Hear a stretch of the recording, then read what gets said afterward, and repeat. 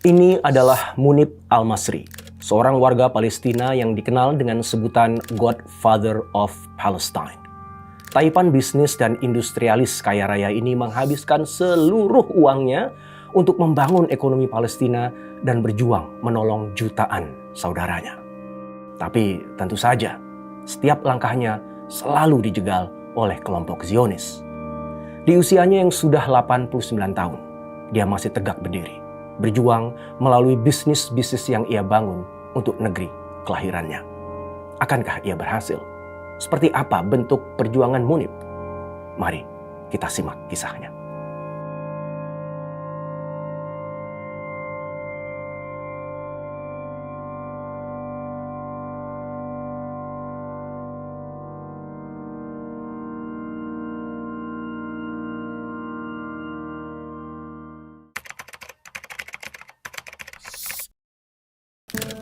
Di Nablus, Palestina tahun 1934 lahir seorang pejuang bernama Munib Al-Masri. Ayahnya pedagang emas yang gugur ketika dirinya baru berusia 1,5 tahun. Ibunya seorang perempuan tangguh, sebagaimana layaknya perempuan-perempuan Palestina. Di tangan perempuan tangguh itulah jati diri Munib ditempa dan dibentuk. Di usianya yang ke-14 tahun, Munib menyaksikan Nablus yang porak-poranda. Kota kelahirannya yang indah seketika luluh lantak akibat agresi Zionis Yahudi yang ingin merebut tanah Palestina. Teror serangan udara Israel yang bertubi-tubi seketika mengubah Nablus menjadi medan prahalaya. Ratusan bangunan dan rumah-rumah runtuh tak lagi berbentuk. Ribuan jasad manusia tergeletak tak lagi bernyawa. Ribuan ayah berteriak panik. Ribuan ibu terseduh sedih dan ribuan anak-anak kehilangan masa depannya. 14 Mei 1948, Munib menyaksikan sejarah pilu bagi bangsanya. David Ben Gurion dengan pongahnya memproklamasikan lahirnya negara Israel di atas tanah Palestina. Al-Hakamat Medina Yehudit di Eretz Israel, di Medina Israel. Ingatan getir atas semua peristiwa itu di kemudian hari menjadi penyala cita-cita sang putra Nablus. Pada sebuah kesempatan berbicara di Wharton School, University of Pennsylvania beberapa dekade kemudian, Munib mengingat momen itu dengan mengatakan, "Dari bayang-bayang reruntuhan itulah aku bermimpi menjadi seorang pilot angkatan udara Palestina, berjuang melawan Israel." Sayangnya, takdir tidak berpihak pada mimpinya. Tuhan menuntun Munib keluar dari negerinya. Pada tahun 1952, dengan hanya berbekal $400, Munib bertolak ke Beirut, Lebanon. Di sanalah dia kemudian menyeberang ke barat menuju New York. Di negeri Paman Sam itu, Munib melangkah menyusuri garis takdir kehidupannya yang baru. Pada tahun 1955, dia mendalami ilmu perminyakan di University of Texas. Disusul kemudian belajar geologi di Sul Ross University. Setelah lulus, Munib kembali ke Timur Tengah. Dia memilih Amman, Yordania sebagai tempatnya berpijak untuk membangun perusahaan pengeboran mineral dan air bernama Engineering and Development Group atau EDGO. Melalui perusahaannya itulah Munib menghidupkan sumber-sumber air di tanah Timur Tengah yang gersang. Ketika usianya beranjak 28 tahun, Munib dipercaya memimpin Phillips Petroleum di Aljazair. Itu sebuah capaian luar biasa bagi anak muda seperti dia. Tapi itu bukanlah puncak prestasinya. Di Lebanon, Munib menerima kepercayaan yang lebih besar. Dia diangkat menjadi presiden operasi di 16 negara di kawasan Timur Tengah dan Afrika Utara. Luar biasa. Di waktu bersamaan, Munib tetap memimpin grup teknik dan pengembangan di EDGO. Dan bukan hanya mampu bertahan, EDGO mampu bertumbuh dan berkembang sebagai pemimpin di bidangnya.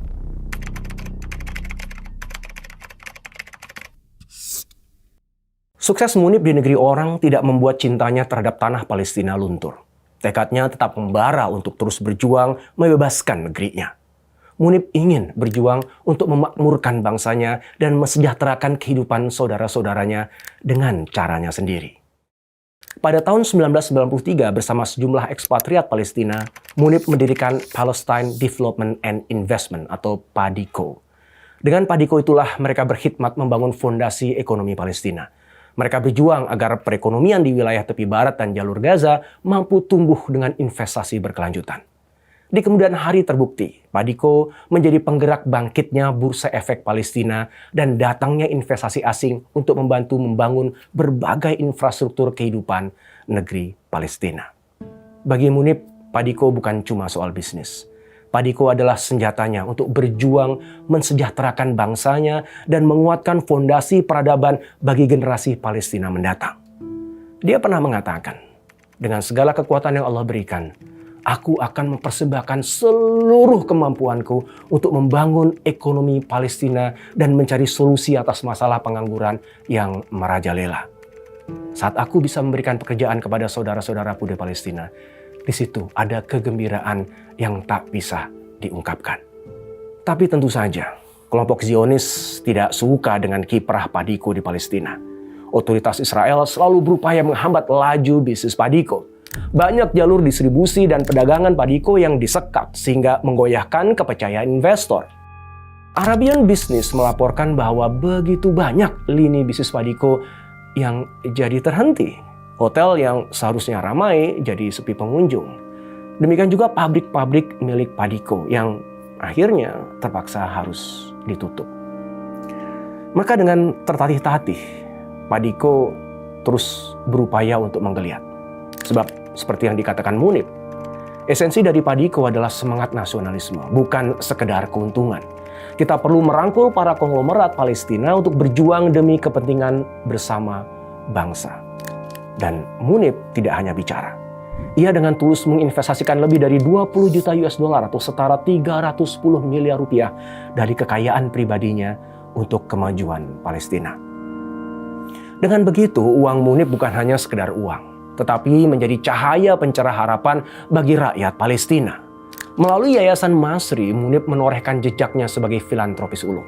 Tangan-tangan hangatnya menyentuh ribuan jiwa yang merana, memberi obat-obatan tanpa biaya, membangun kembali rumah-rumah yang porak-poranda, serta menegakkan kembali pilar-pilar gedung rumah sakit.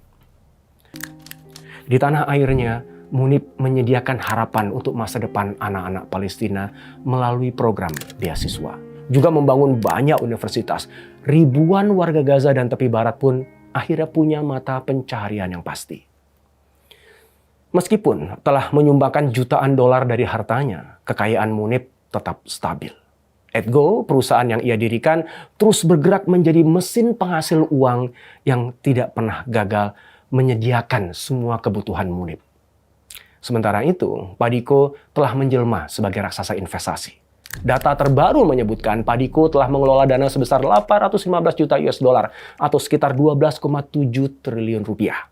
Semuanya diinvestasikan ke berbagai sektor usaha, mulai dari sektor finansial, energi, industri, hingga properti. Terakhir, seperti yang diungkap oleh Forbes, Bashar Masri, penerus Munib di Padiko, sedang menggagas pembangunan Rawabi City, sebuah kota terencana pertama di Palestina.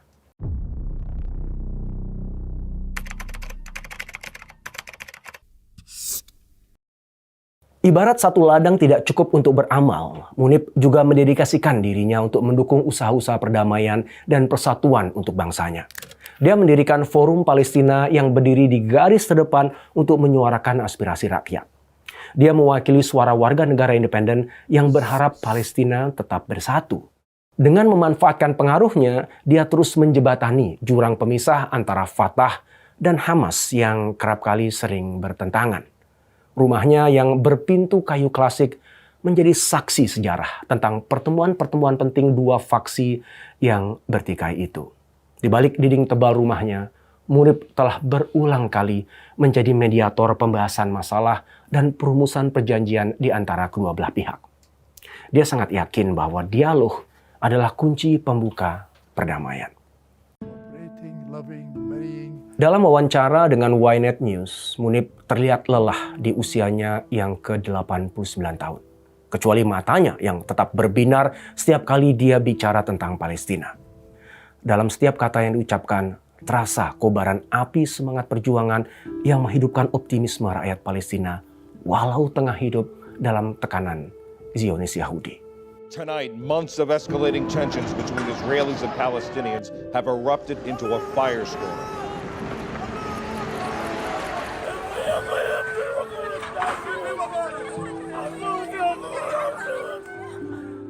Sahabat, sejak Israel menggelar serangan ke Gaza pada 8 Oktober lalu, sudah lebih dari 10.000 jiwa Palestina yang gugur. Bukan hanya pejuang, melainkan juga kaum perempuan dan anak-anak.